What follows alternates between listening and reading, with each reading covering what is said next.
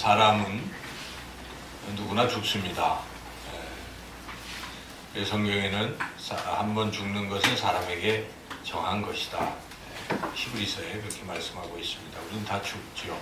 그런데 죽는 것으로 끝나는 것이 아닙니다. 죽음 뒤에 한 번 죽는 것은 사람에게 정하신 것이고 그 후에는 심판이 있으리니라고 히브리서 9장 27절에서 분명히 말씀하고 있습니다. 사람은 죽고 난 뒤에 심판을 받는다는 것입니다. 우리의 존재를 우리가 생각해 보면 우리가 죽으면 다 사라지는 것이요 끝나는 것이라고 어떤 사람은 생각하지만 그렇지 않습니다. 육체는 물론 죽지만 우리도 옛 사람들이 이 혼이 떠난다는 말을 하잖아요. 그러니까 우리의 혼이 또 있어요. 영혼이 있는 것입니다. 그래서 영혼이 여전히 존재하는 것이죠. 사라지는 것이 아닙니다. 이 영혼이 하나님 앞에 서서 심판을 받게 된다는 것입니다. 그래서 어떤 사람은 영벌에, 어떤 사람은 영생에. 그래서 마태복음 25장에도 양과 염소를 가르듯 심판이 있다라고 분명히 말씀하고 있습니다. 그런데 예수님을 믿는 사람은 영생을 얻게 된다. 성경은 창세기로부터 요한계시록 끝까지 계속 그것을 우리에게 말씀하시는 거예요. 이것이 하나님의 사랑이라는 것입니다. 우리의 행위로 우리가 영생을 얻을 수는 없어요. 모든 사람이 죄를 졌기 때문에. 하나님 우리를 사랑하시기 때문에 독생자 예수 그리스도를 통해서 그를 믿기만 한다면 영생을 주겠노라. 그것이 이 성경이 우리에게 가르쳐주시는 진리입니다. 여러분, 여기에 앉아 계신 여러분들은 누구나 예외 없이 예수님이 나의 죄를 대신 짊어지고 죽으셨기에 그 예수님을 내가 믿음으로 죄사함 받고 영원한 생명을 얻는다는 이 놀라운 사실을 다 믿으시는 줄로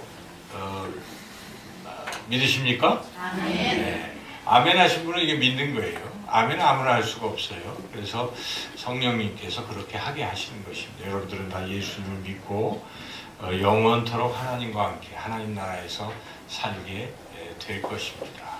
여러분 그렇게 믿죠? 그걸 믿는 사람은 너무나 감사합니다. 야, 예수님 때문에 내가 이런 영원한 생을 얻게 되었구나. 그리고 그 예수님을 생각하게 될 것입니다. 예수님을 사랑하게 될 것입니다. 그리고 그 예수님과 어떤 관계를 맺고 살아가게 되는 것입니다. 처음 예수님을 이렇게 딱 만나잖아요. 예수님 만난 이후에 내가 그럼 예수님과 이제 남은 생을 어떻게 살 것인가? 이 관계를 맺게 된다는 것입니다. 그런데 교회를 아무리 오래 다녀도 이 관계가 좀 잘못되면 좀 이상한 거예요. 그래서 그 관계는 우리가 크게 한 3가지 정도로 구별해 볼 수가 있어요. 첫째는 그냥 무관하게 사는 것입니다. 무관하게. 내가 예수님을 믿는다고 말은 하는데 남들에게도 나 예수님 믿어? 교회도 다녀요? 뭐 교회에서 봉사도 해요? 뭐 어디 가서든지 얘기해요? 그런데 전도도 하는 것 같아요? 그런데 실제 삶을 자세히 살펴보면 하루 24시간 중에 내가 과연 예수님과 어떤 관계를 맺는가? 전혀 예수님 생각을 안 하고 살 수도 있다는 사실입니다. 이는 뭔가 신앙이 잘못돼도 아주 크게 잘못된 것입니다. 여러분 지난 한 주간을 돌이켜 보십시오. 나는 과연 예수님과 어떤 관계를 맺고 살았는가? 예수님의 옛자도 생각이 안 나는 것인가?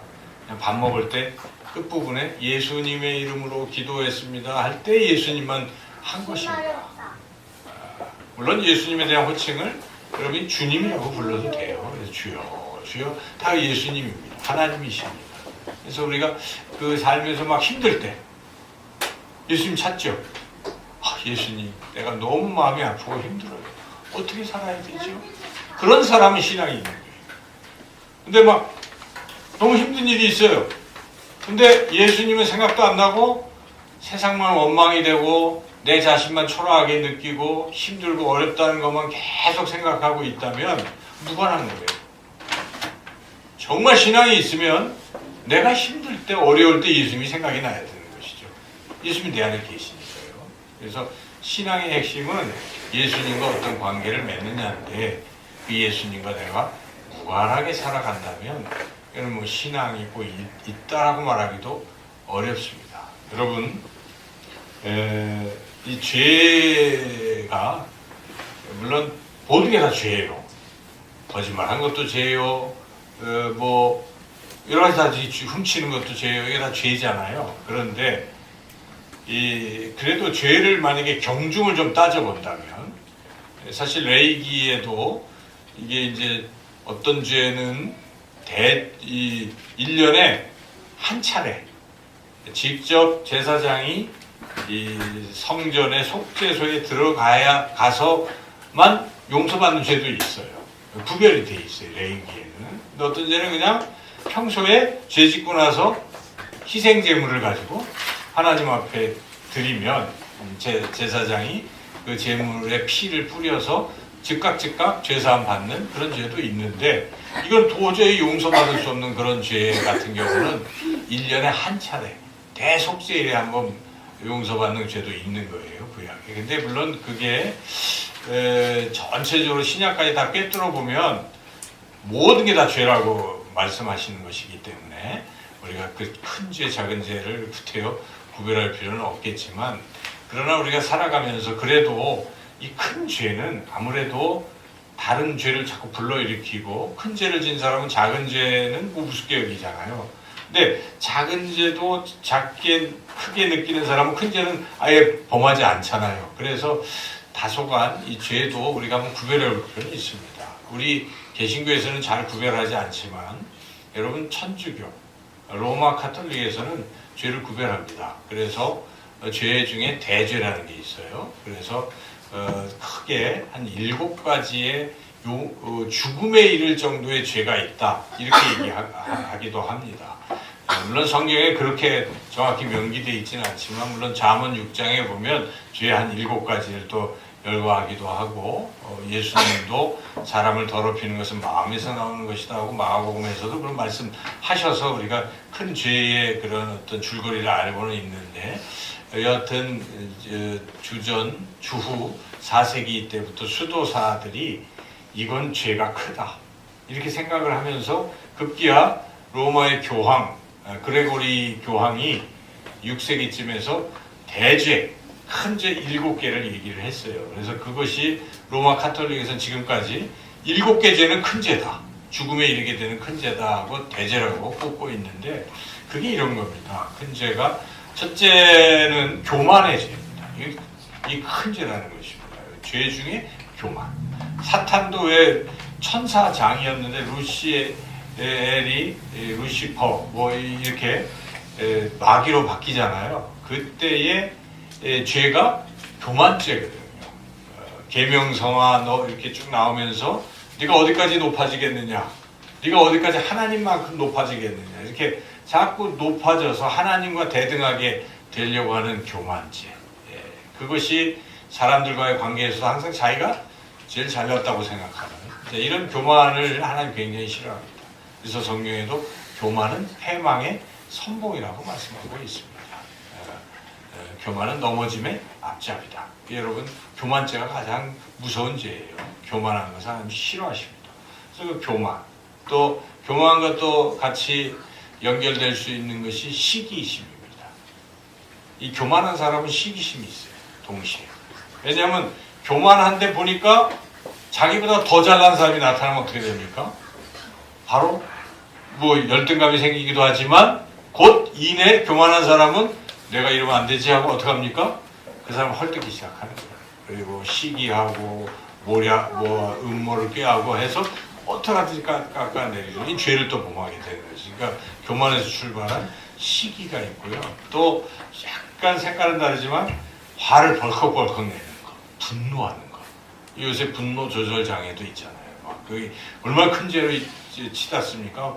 어머님도 살해하고 뭐 그러잖아요. 그게 다 순간 분노가 이렇게 죄를 크게 키우는 겁니다. 그래서 분노의 죄. 성경은 죄를 노할 수는 있다. 사람은 욱하할 수가 있지만 그 노를 계속 품으면 이게 더 큰 죄가 되기 때문에 노를 해가 지기 전에 다 풀어버리라고 에베소서에서 그렇게 또 강조하지 않습니까? 어쨌든 이 분노의 죄. 자, 이런 범주가 있다. 교만, 시기, 분노. 또 하나는 욕심이 욕심.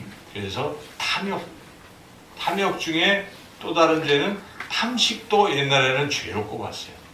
너무 먹기를 탐하는 사람이 있어요. 막 산의 진미, 그래서 로마 시대는 먹고 어떡합니까? 또 토해요. 토해서 또 먹고. 그래서 어떤 사람은 나는 꿈이 돈을 많이 벌어서 세계 일주를 하며 세계의 진미를 다 맛보리라. 여기저기.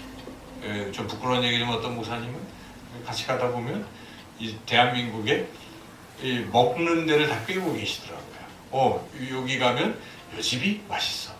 물론 좋게 접대하시려고 그렇게 하셨겠지만 이게 너무 먹는 것 이것도 7대 죄악 중에 하나로 꼽았다는 거예요. 그래서 그런 탐식도 죄다. 그 다음에 욕심 중에 큰 게 어떤 겁니까? 정욕입니다. 음란한 것, 이런 것. 자, 이렇게 6가지가 꼽혀 있고, 문제는 제가 또 하나 말씀드리려고 하는 것은 가운데 중립지대에 있어 보이는데 나태 태만이 또 죄라는 것입니다. 그래서 뭐 흔히 만자 세계가 죄라고 하잖아요. 교만, 속이는 기만, 태만. 태만은 게으름을 말하는. 게으른 것도 죄다. 나태. 근데 이게 게으른 게 꼭 죄냐? 근데 그 7가지 죄악 중에 그 나태를 죄로 꼽는 이유는 이런 뜻에서 그러는 거예요. 이 나태는 그 무관심이라는 뜻이거든요. 게으름은 무관심. 여러분 게으른 사람은 먹을 게 있어도 어떻습니까? 관심이 없어서 가만히 있잖아요. 손 움직이기가 싫어가지고. 이와 같은 무관심한 거예요. 뭐가 좋은 게 있어도 가만히 있는 사람, 무기력하고 무관심한 것은 죄인데 특별히 영적인 것에 무관심한 게 죄라는 것이죠. 그게 7대 죄악 중에 하나입니다.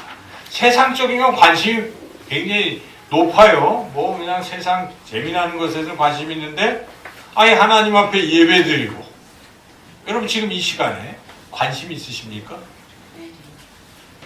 관심이 있는 분만 아멘 해보세요. 됐습니다.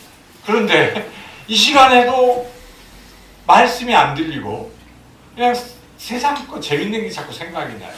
눈은 뜨고 있는데 뭐 하고 있어요? 다른 걸 생각하고 있어요. 영적인 무관심이에요. 하나님에 대한 관심이 없기 때문에 그렇다는 것입니다. 이것이 죄 중에 죄라는 것입니다. 바로 이렇게 예수님과 예수님에 대해서 무관심한 거예요. 이런 사람들이 있다는 것입니다. 예수님께 무관심하니까 예수님의 말씀이 성경도 무관심. 또 예수님의 이름으로 기도하면 다 들어주겠다고 예수님이 약속하셔서 내 이름으로 기도하면 내가 그대로 시행하리라고 하셨는데 무관심하니까 기도 안 해요. 믿지도 않고. 예수님이 그런 특권을 주셨는데도 안 한단 말이죠. 자, 이러한 삶, 이것은 예수님과 전혀 관계없는 삶이고 영적 무관심에 대해서는요 성경은 신랄하게 질책하십니다. 성경의 마지막에 요한계시록인데 요한계시록에 7개 교회 이야기가 쭉 나오잖아요. 에서부도 사빌레. 근데 그 중에 책망받는 2교회가 뭐 때문에 책망을 받습니까? 에베소 교회는 뭐 때문에 책망을 받습니까? 처음에는 예수님을 사랑하는 것 같았어요. 그런데 처음 사랑이 식었다는 것입니다. 그러니까 여러분 처음에는 내가 예수님을 만나서 예수님 믿으니까 구원받는 것이 감격이 되잖아요. 내 죄가 사함을 받다니 이 많은 죄가 다 없어졌다니 너무나 감사해요. 그리고 죽어도 천국 간다니 이것처럼 기쁜 일이 어디 있어요. 예수님 사랑합니다. 그러니까 처음에는 막 예수님과 밀월 관계를 유지하는 거예요. 그런데 시간이 지나면서 그 감격은 사라지고 어느덧 예수님과 무관하게 살아가는 상태. 그게 바로 에베소 교회예요. 근데 에베소 교회에 대해서 주님께서 어떤 책망을 하셨습니까? 내 촛대를 내가 옮겨버리겠다. 이거는 구원에서 멀어진다는 뜻도 돼요. 물론 구원하지 않겠다는 뜻보다 경고하시는 거예요. 자꾸 무관심하면 어떻게 되느냐? 이런 말씀을 하는 이 경고는 지금 우리가 들어야 될 경고입니다. 또 라오디게아 교회가 있잖아요. 라오디게아 교회는 왜 야단을 맞았습니까?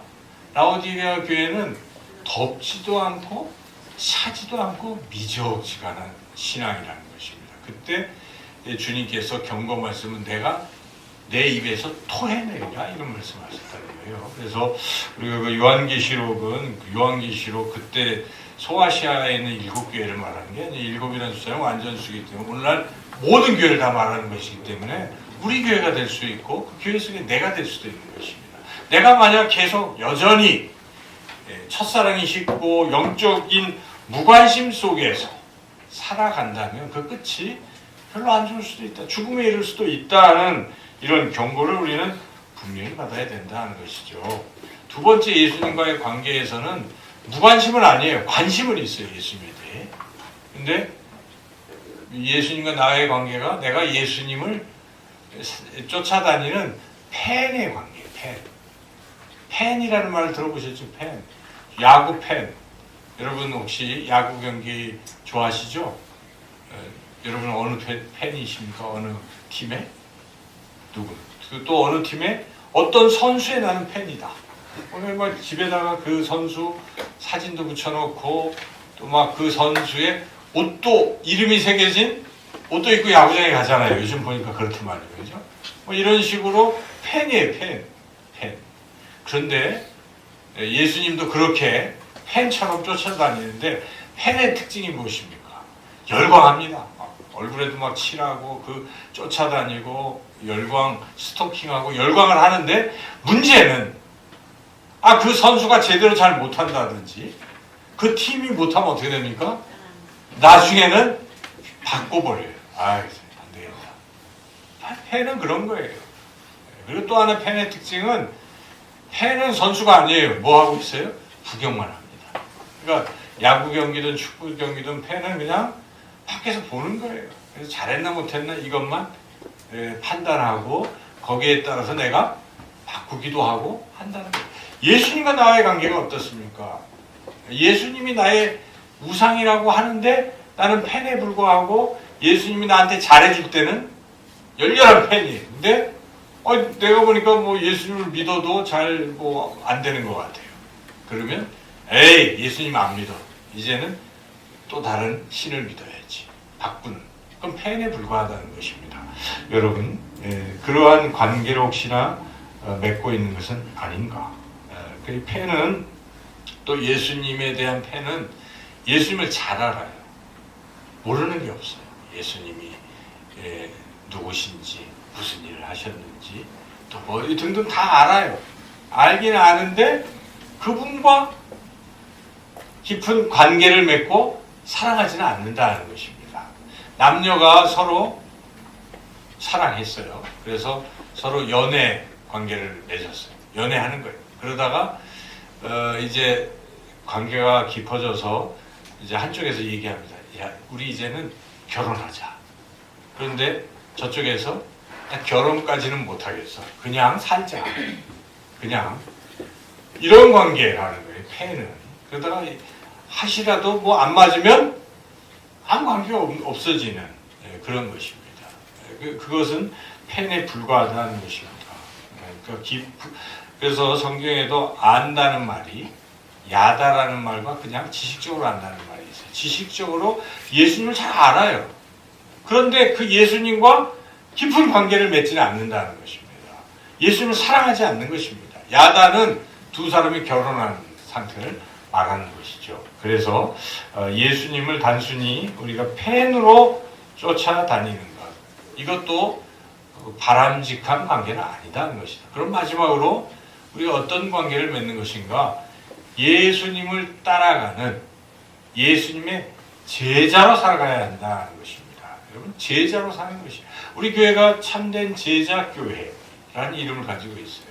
이름은 참 좋은 이름인데 과연 우리가 정말 예수님의 참된 제자로 살아가고 있는가를 우리가 한번 점검해 봐야 되겠습니다.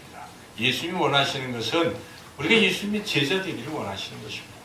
우리가 그리스도인이라는 이름 자체가 제자라는 뜻이거든요. 그리스도인은 그리스도의 사람이에요. 그리스도의 사람이 그리스도의 제자예요.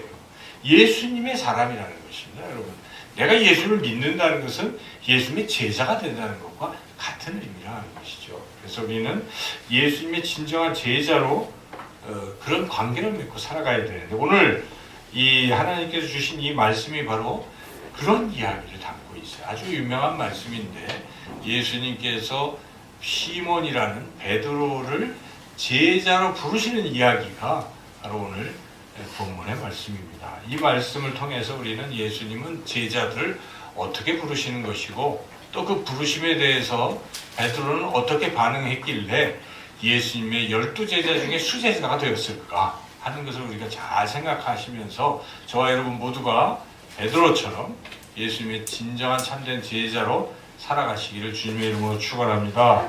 첫째로 오늘 이 과정을 보니까 베드로가 먼저 예수님을 찾은 게 아니라는 사실이에요. 예수님이 먼저 베드로를 찾아가시고 베드로를 부르셨다는 것입니다. 여기 보면 오늘 본문 성경 말씀 다시 한번 돌이켜서 3절 말씀 같이 읽어보겠습니다. 예수께서 한 배에 오르시니 그 배는 시몬의 배라. 그러니까 누가 시몬이 예수님 제 배에 올라오세요 이렇게 했습니까? 아니에요. 그냥 예수님이 처음에 해변가에서 사람들이 많으니까 설교를 하시다가 너무 많으니까 좀 멀찌감치 뒤에 떨어져서 설교했으면 좋겠다 이런 생각을 가지셨겠죠. 근데 보니까 배가 두 척이나 있는데 하필 시몬의 배, 베드로의 배, 베드로에게 이야기를 하고 올라가야 되지 않겠어요? 함부로 올라가면 안 되겠죠. 그래서 베드로에게 얘기를 하시고 거기 올라가시고 베드로야 좀 뒤로 좀 떼줘라 이렇게 하시고 설교를 계속 하셨다는 거예요. 자, 이 장면을 우리가 다시 한번 생각해 본다면 예수님은 어찌 보면 의도적으로 베드로의 배에 오르셨고 베드로에게 뭔가 하시려고 다가가셨다라고 볼 수가 있어요. 그런 것이에요. 여러분 여기 있는 우리가 내가 예수님의 제자가 되겠다 하고 제자 모집할 때 와서 제자가 된 사람은 한 사람도 없어요. 예수님 우리를 부르셨기 때문이에요. 그냥 세상에 있던 우리를 예수님께서 하나님의 자녀로 그리고 예수님의 제자로 부르셨다는 거예요. 혹자는 그래도 내가 그 결심을 해가지고 교회 나온 거예요. 이렇게 항변할 수도 있어요. 제가 옛날에 어떤 분들을 신방해 보면 끝까지 그렇게 얘기해요. 거기까지밖에 얘기를 못해요. 너 교회 가고 싶어서 내가 갔어요. 이렇게 얘기를 하는 거예요. 집사님이 되시고 그러시는데도 여전히 그 생각의 틀을 벗어나지 못해요. 그러니까 이게 신앙이 조금은 부족한 거예요. 그게 아닙니다. 내가 나간 것 같아도 그 배후에 누가 나가게 하셨을까요? 예수님이 하신 것입니다. 신비한 일들이 있었던 거예요. 다 생각해보세요. 그게 주님이 부르신 거거든요. 하나님 우리를 부르셨어요. 이 부르심에 대한 생각이 신앙의 첫 출발, 좋은 발걸음을 떼는 그런 첫 발자국이 될 수 있다는 것입니다. 여러분, 여기 있는 여러분, 저와 여러분 모두 주님이 부르신 줄로 믿습니다. 이걸 분명히 해야 돼요. 예수님이 나를 부르셨구나. 나 같은 자, 그냥 업으로 평생 살아가야 돼. 고기만 잡을 사람을 예수님이 이렇게 부르셨구나. 그래서 첫째는 예수님이 부르셨다. 제자 맺기 위해서 하시는 것을 우리가 먼저 알아야 되겠습니다. 그리고 부르실 때의 이제 반응이 중요하죠. 부르실 때 아유 하고 안 돼요. 이 배에 뭐 주님이 쓰시면 안 됩니다. 딴 배 쓰세요. 딴 배 쓰세요. 그러면 이제 베드로는 제자가 될 수 있었겠습니까? 될 수가 없었겠죠. 그런데 베드로 네 올라오세요. 맞아들인 것입니다. 여러분들이 예수님이 부르실 때 어떻게 했어요? 예수님을 내 마음에 모셔 들이셨죠. 그래서 이제 이렇게 시작이 된 거예요. 물론 예수님이 먼저 문을 두드렸지만 우리도 마음의 문을 이렇게 열고 받아들여야 된다는 것이죠. 그리고 기꺼이 배를 또 멀리 떨어뜨리고 이제 이렇게까지 했다는 것입니다. 두 번째로 다음 제자가 되는 과정을 보니까 예수님은 베드로에게 기적을 경험케 하셨다는 것입니다. 이 부분이 또 상당히 중요해요. 예수님 올라가셔서 말씀 전하시고 그 다음에 말씀하시는 거예요. 얘야 깊은 곳에 가서 그물을 내려 고기를 잡으라라고 말씀하셨어요. 그래서 베드로가 실제로 그대로 해보니까 그물이 찢어질 정도, 한 배 정도가 아니라 2배 가득 채우고도 남을 정도의 그런 고기를 잡게 된 것입니다. 근데 문제는 베드로가 밤새도록 고기를 잡았습니까? 한 마리도 못 잡았어요. 밤이 새도록 해도 못 잡던 고기가 주님 말씀 한마디에 2배를 가득 채웠다는 것은 이건 기적 아니겠습니까? 여러분 인생에도 이런 기적이 일어날 줄 믿습니다. 기적은 일어납니다. 그러니까 기적이죠. 그러니까 예수님을 믿게 되면요, 이런 기적을 경험하는 거예요. 내 인생 다 죽었던 사람이 예수를 믿음으로 살아나요. 간증을 들어보십시오. 내가 예수님 믿었더니 내가 살아났어. 나 그래서 예수님이 이렇게 믿고 있어요. 이런 그런 간증 들을 수 있어요. 어떤 사람 사업이 쫄딱 망했어요. 그런데 예수를 믿고 이 사업이 일어났어요. 네. 그런 기적들. 여러분, 인생에 그런 놀라운 기적 경험들은 일어난다는 것입니다. 예수님 그런 은혜를 부어주시는 거예요. 반드시. 예. 왜냐하면 예수님의 제자로 세우기 위해서 그렇게 하시는 거예요. 그래서 여러분들 삶에 예수님과 내가 관계를 맺고 이제 시작하시는 이런 분들에게 반드시 하나님의 놀라운 기적이 임할 줄로 믿습니다. 근데 그것은 기적 그 자체를 위한 게 아니에요. 주님이 제자를 만드시려고 과정을 겪고 있다는 것입니다. 그래서 지금 베드로가 이렇게 해서 이제 경험을 하게 되죠. 근데 여기서 중요한 게 있어요. 아무나 다 기적을 경험하는가? 경험하는 사람들이 또 따로 있어요. 베드로는 어떻게 했습니까? 순종을 했어요. 여기 보니까 깊은 요거 한번 읽어보겠습니다. 5절 읽어보겠습니다. 4절 5절 시작. 말씀을 마치시고 시몬에게 이르시되 깊은 데로 가서 그물을 내려 고기를 잡으라.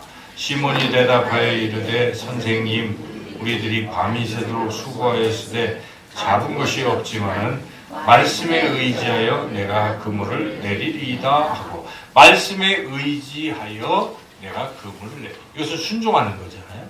예수님이 하신 말씀을 순종하는 것입니다. 순종할 때 기적이 일어난다는 것입니다. 다시 순종할 때 기적이 일어난다. 순종할 때 기적이 일어난다. 순종을 안 하는데 어떻게 기적이 일어나겠습니까? 순종할 때 기적이 일어나는 거예요. 기적은 물론 하나님이 하시는 거예요. 우리는 못해요. 아무것도 못하지만 그래도 우리가 할 일은 순종을 해야 시작이 된다는 것입니다. 성경은 그걸 우리에게 다 보여주는 것입니다. 모세가 홍해바다를 가를 때, 홍해바다가 갈라지는 기적이 일어날 때 하나님이 하신 것이지만 하나님이 모세에게 뭐라고 하십니까? 또 지팡이로 내리쳐라 그럴 때 모세가 아니 하나님 이거 한다고 바다가 갈라집니까? 택도 없습니다. 나를 능멸하지 마십시오 하고 있었으면 갈라졌어요? 안 갈라졌어요. 근데 모세는 하나님 말씀 듣고 그냥 내리쳤어요. 갈라지는 거예요. 그렇게 시작은 우리가 해야 돼요. 여러분 하나님이 막 약속하시자는 말씀에 이루어지리라 할 때 여러분 가운데 어떤 사람은 아멘 하고 그냥 그대로 하는 거예요. 아멘 하는 사람도 그런 기적을 경험합니다. 그래서 간증하는 거예요. 어떤 사람은 나 예수님 10년 20년 믿어도 나에게 아무 일도 안 일어났어? 왜 그래요? 그 순종을 안 해봤기 때문에 그렇습니다. 여러분 전폭적으로 한번 순종해 보시오. 내가 안 믿겨도 주님 말씀이시니까 난 순종합니다. 그래서 여기 성경에 예수님 질병 고친 사람들이 다 믿으니까 내 믿음대로 될지어다. 단 치유의 기적들이 일어나는 것이죠. 그래서 이렇게 예수님은 우리를 순종을 통해서 기적을 경험케 하세요. 근데 그렇게 경험케 하고 나면 어떤 일이 일어나는가? 두려움이 생기는 것입니다. 베드로는 두려움이 생겼어요. 그래서 기적이 일어난 후에 어떤 8절 읽어보겠습니다. 시작. 시몬 베드로가 이를 보고 예수의 무릎 아래 엎드려 이르되 주여 나를 떠나소서 나는 죄인으로 소이다. 예. 이 죄인이라고 말하는 이유는 하나님이라는 뜻입니다. 그러니까 내가 죄인이라고 말하는 건 하나님을 볼 때 나타나는 현상들이거든요. 구약 성경 이사야서 6장에 보면 이사야가 하나님을 만났어요. 하나님이 이사야를 부르시잖아요. 그때 막 이 천군 천사들 있고 이런 상황이 쫙 나타나니까 이사야가 하나님을 봤어요. 그때 이사야가 어떻게 합니까? 주여 나는 죄인입니다. 내 입술의 죄를 사하소서. 뭐 이렇게 딱 할 때 하나님께서 천사들 스랍들을 시켜서 제단 숯불을 그 입술에 대므로 죄사함의 은혜가 임하잖아요. 그러니까 그때 이사야도 느낀 게 무엇인가? 하나님을 보니까 자기가 죄인인 것을 느끼는 것입니다. 우리는 다 그렇습니다. 여러분 하나님은 거룩하십니다. 근데 우리 인간은 다 죄인이에요. 죄인이 거룩하신 하나님을 만나면 첫 번째 뭐부터 느껴요? 내가 죄인이다. 아마 우리가 예수를 믿지 않고 죽어서 하나님 앞에 서면 느껴지는 게 뭘까요? 그 신과 함께 영화처럼 자기 죄인임을 이렇게 벌벌 떨 거예요. 하나님 앞에서. 그렇습니다. 그러나 우리가 예수님 믿음으로 죄상을 받은 것인데, 인간이 신을 만날 때, 하나님을 만날 때는 처음 느끼는 게 죄성을 느끼고 두려워 떨게 된다는 것이죠. 그럴 때 우리 예수님께서 그가 죄인임을 느끼고 두려워할 때에 뭐라고 말씀하십니까? 10절을 읽어보겠습니다. 세베대의 아들로서 시몬의 동업자인 야고보와 요한도 놀랐습니다. 예수께서 시몬에게 이르시되 무서워하지 말라. 이제 후로는 네가 사람을 취하리라 하시니, 무서워하지 말라 하는 말 속에 네 죄가 용서를 받았다는 뜻입니다. 내가 너의 죄를 사하노라, 이렇게 말씀하신다는 것입니다. 그래서 우리가 예수님을 믿고 만날 때 기적도 경험하고 기적을 경험할 때 정말 하나님 살아계시군요. 우리가 그런 가운데에 하나님 앞에서 우리 죄성을 깨달을 때 하나님이 또 우리를 다시 두려움 가운데에서 또 죄 가운데에서 깨끗하게 이렇게 회복을 시켜 주신다는 것이죠. 그 다음 이걸로 끝나는 게 아니죠.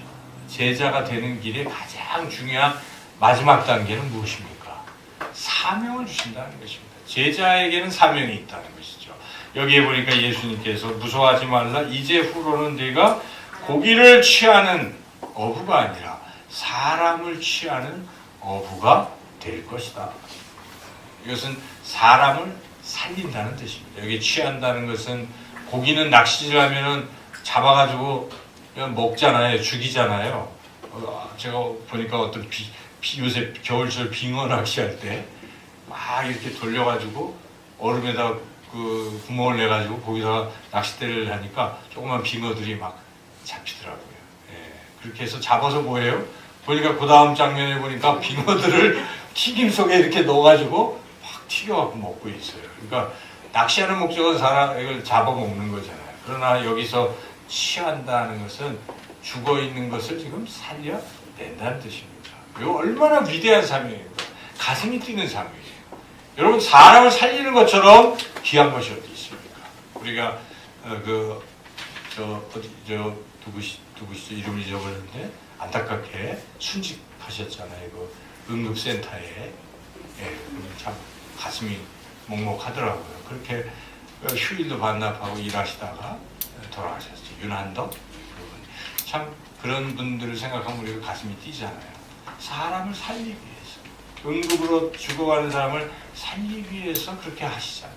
그런 걸 보면 우리가 굉장히 뭉클하고 그거 하는 일은 무슨 일입니까? 위대한 일인 것이죠. 그런데 우리도 예수님의 제자가 되면 그런 위대한 일을 할 수 있다는 것입니다. 내가 사람을 살리게 될 것이라는 것입니다. 우리 세상 사는 의미가 무엇입니까, 여러분? 뭐 먹고 자고 지난주 설교에 뭐 화장실 바꾸는 일로 화장실 재래식을 수세식으로, 한 개 화장실을 2개 화장실로 바꾸기 위해서 평생을 바치고 살았다. 그 보통 사람들의 모습이다. 그랬는데 무의미한 삶이 아니라, 물론 사는 거예요. 그것도 그렇지만 우리가 좀 더 의미 있는 삶은 다른 사람을 살리는 삶이 되어야 된다는 것입니다. 여러분, 살릴 수 있습니다. 내가 어부인데, 내가 뭐 가진 게 뭐 없는데, 나 아무것도 없는데 누구를 살린단 말인가? 살릴 수 있습니다. 우리는 영혼을 살릴 수가 있다는 것입니다. 물론 우리의 능력으로 하는 것이 아니지만 우리는 예수님의 이름과 예수님의 복음을 전함으로써 죽어가는 사람들을 살릴 수 있다는 것입니다. 여러분, 전하는 건 우리의, 살리시는 건 하나님이신데 우리가 도구가 될 수 있다는 것입니다. 믿으십니까? 바로 이 사람을 취하리라는 사명을 주신 거예요. 그래서 제자가 되는 끝이 무엇입니까? 사람을 부지런히 살리는 일을 하라는 것입니다. 내가 사는 목적은 사람을 살리는 것은 2가지 형태겠죠. 힘든 사람, 위로하는 말로 사람을 살릴 수 있어요. 어떤 사람 너무 힘들어해요. 그럴 때 너무 낙심하지 마세요. 나도 한때 그랬지만 내가 예수님을 믿어보니까요, 삶의 소망이 생깁니다. 예수님을 믿으니까 죽어도 사는 것이고 영원한 삶이 저에게 있어요. 그래서 저는 별로 힘들지 않아요. 그것을 생각해요. 소망을 이야기하면요, 뭐라고 얘기하겠어요? 그게 정말 그럴까 하면서 지푸라기도 짚은 심정으로 또 주님을 만날 수 있어요. 그래서 누구에게나 만날 때 절망적인 얘기를 하지 마십시오. 괜히 악담하고 저주하는 사람이 있어요. 잘 되는 사람도 배가 아파갖고 그게 될까? 해봐 안 돼. 이런 이상한 사람들이 있는데 그런 사람들하고 사귀지도 마시고 좀 안 될 것 같아도 세상은 안 돼도요. 하나님 하실 수 있습니다. 여러분 믿는 사람이 뭡니까? 하나님이 당신과 함께 하시면 됩니다. 여러분. 걱정하지 마세요. 됩니다. 제가 기도해 드리겠습니다. 축복하고 살아가는 것이 그게 신앙인이에요. 한마디 말로 사람 살릴 수가 있어요. 그 사람 자살을 결심했던 사람일 수도 있겠지만 여러분의 그 말씀을 듣고 살아날 수 있다는 것입니다. 용기를 얻는 것이죠. 그렇게 누구에게나 항상 용기를 주고 그런 말을 함으로써 살릴 수가 있어요. 근데 그것은 육체적인 삶을 살리는 것이에요. 그것보다 더 중요한 것은 무엇이겠습니까? 영혼을 살리는 일이에요. 우리는 한 번 죽는 것을 사람에게 정하는 것이고 그 후에는 심판이 있다는 사실을 잊어서는 안 돼요. 그것은 엄연한 사실인 것입니다. 그런데 예수를 믿음으로 영혼이 살아나고 구원을 받는다는 거 이게 진리예요. 내가 만든 게 아니고 그죠? 하나님이 우리에게 주신 약속입니다. 우리는 단지 이것을 믿고 전하면 되는 거예요. 그 다음 하나님이 하시는 거예요. 담대하게 사람을 취하는 이 사명을 우리에게 주셨는데 이 일을 베드로는 하겠다고 이제 나서는 것입니다. 여기까지 했을 때 베드로가 어떻게 하는지 베드로와 더불어서 같은 제자들이 된 사람들은 어떻게 하는지 11절 같이 읽어보겠습니다. 그들이 베드로를 육지에 대고 모든 것을 버려두고 예수를 따라. 이게 제자의 모습이라는 것입니다. 물론 이게 쉽지는 않아요. 야, 내가 예수님의 제자가 되려면 가진 것도 다 버려야 되고 뭐 심지어 가족도 다 버려야 되는데 이게 되겠는가? 되게 어렵겠죠. 그렇지만 어렵지만 어떻게 해야 돼요? 마음으로 그렇게 해야지. 생각하고 안 되지만 기도하면서 그렇게 하게 해주세요 하면서 한 걸음 한 걸음 나아가다 보면 됩니다. 주님의 제자가 되는 거예요. 그렇게 나아가는 관계. 그래서 이 일의 가장 핵심은 예수님은 살아계시고 예수님은 내 안에 계시고 그리고 나를 도와주실 것을 믿으시기 바랍니다. 제자가 되는 길은 주님과 같이 가는 거니까 주님께 자꾸 말씀을 하세요. 저는 어려운데요. 버리기도 어렵고 뭐 그런데 주님 버릴 수 있게 해주세요. 그래 내가 너에게 주는 게 더 귀하지 않니? 이런 말씀 주실 거예요. 이 밭에 있는 이 보화를 생각해봐라. 영원한 것이 너에게 있지 않느냐? 자꾸 우리가 비교하면 에이 이거 별거 아니다 버릴 수가 있어. 근데 이걸 모르니까 이게 더 귀해 보이는 거죠. 근데 그것은 단번에 여기 제자들은 했지만 우리가 할 사람은 하겠지만 안 되더라도 실망하지 마시고 한 걸음 한 걸음 주님과 동행하며 의지하시고 제자의 길로 걸어가시는 저와 여러분 모두가 되시기를 주님의 이름으로 축원합니다. 하나님